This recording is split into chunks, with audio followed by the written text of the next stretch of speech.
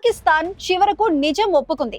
భారత్ జరిపిన మెరుపు దాడులను తమ దేశంలోని కీలకమైన నూర్ ఖాన్ ఎయిర్ బేస్ ధ్వంసమైందని పాక్ అధికారికంగా అంగీకరించింది. ఇన్నాళ్లు బుకాయించిన పాకిస్తాన్ ఇప్పుడు భారత ఆపరేషన్ సింధూర్ దెబ్బకు విలువెల్లాడిపోతున్నట్లు స్పష్టమైంది.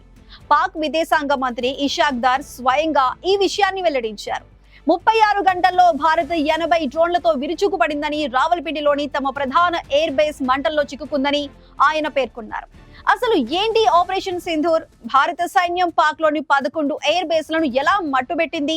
ఆ వివరాలన్నీ ఇప్పుడు స్పెషల్ స్టోరీలో చూద్దాం. భారత గడ్డపై ఉగ్రవాదంతో ఆటలాడితే పరిణామాలు ఎలా ఉంటాయో పాకిస్తాన్ కు ఇప్పుడు బాగా అర్థమైంది. ఏప్రిల్లో పెహల్గాం ఉగ్ర దాడికి ప్రతీకారంగా భారత్ చేపట్టిన ఆపరేషన్ సింధూర్ పాక్ వెన్నులో వణుకు పుట్టించింది.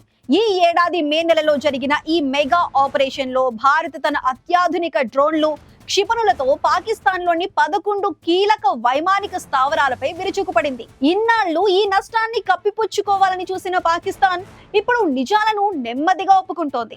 పాక్ విదేశాంగ మంత్రి ఇషాక్ దార్ తన ఇయర్ ఎండ్ ప్రెస్ మీట్ లో సంచలన నిజాలు వెల్లడించారు. రావల్పిండిలోని అతి ముఖ్యమైన నూర్ ఖాన్ ఎయిర్ బేస్ ను భారత డ్రోన్లు ధ్వంసం చేశాయని, అక్కడ సైనిక సిబ్బంది కూడా గాయపడ్డారని ఆయన అంగీకరించారు. భారత్ కేవలం 36 గంటల్లో దాదాపు 80 డ్రోన్లను పాక్ గగనతలంలోకి పంపిందని, వాటిలో ఒక డ్రోన్ తమ రక్షణ వలయాన్ని ఛేదించి ఎయిర్ బేస్ ను ఢీకొట్టిందని చెప్పారు. అయితే వాస్తవ పరిస్థితులు ఇంకా భయంకరంగా ఉన్నాయి.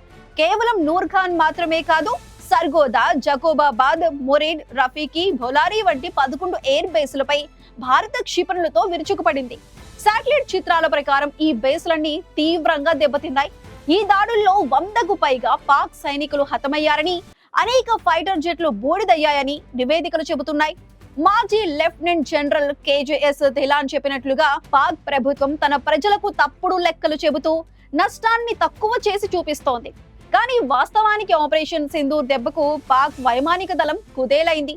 భారత సైనిక శక్తి ముందు పాక్ తలవంచక తప్పదని ఈ అంగీకారం మరోసారి నిరూపించింది.